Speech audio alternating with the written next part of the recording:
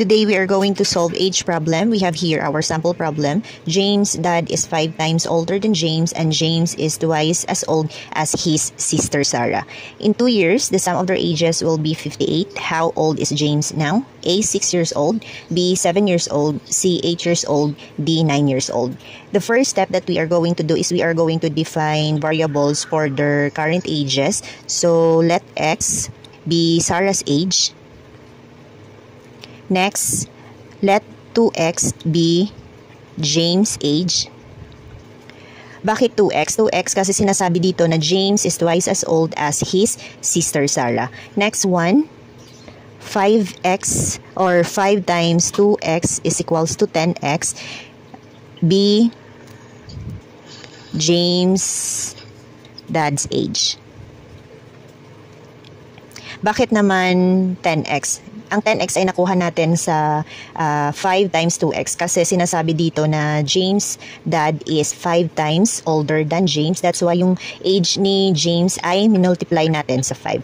Then, ang next step natin ay we are going to express their ages in 2 years kasi nakastate din sa ating problem na in 2 years, the sum of their ages will be 58. So, ang gagawin lang natin ay mag-a-add tayo sa age nilang tatlo ng tag 2 years. Bali, x plus 2, ito yung kay Sarah, plus 2x plus 2, sa age naman ito ni James, plus 10x plus 2. 10x plus 2, ito naman ay sa kay James' dad's age is equals to 58. Bali, ito yung magiging equation natin sa statement na in 2 years, the sum of their ages will be 58. Ang next step na gagawin lang natin ay we are going to combine the like terms. For example, the x, 2x, and 10x. They are the example of like terms. So, x plus 2x plus 10x, that is 13x.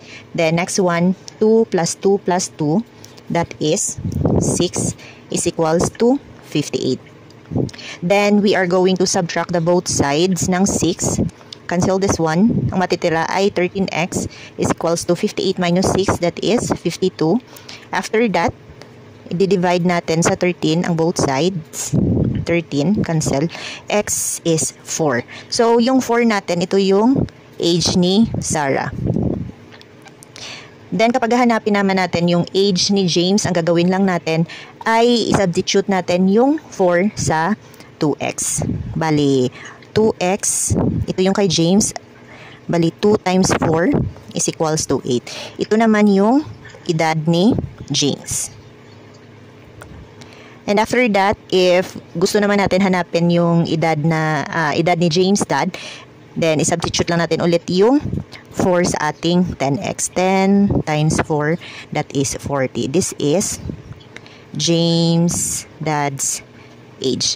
Dahil yung hinahanap natin ay yung edad ni James, ang ating sagot ay 8. So, it's letter C.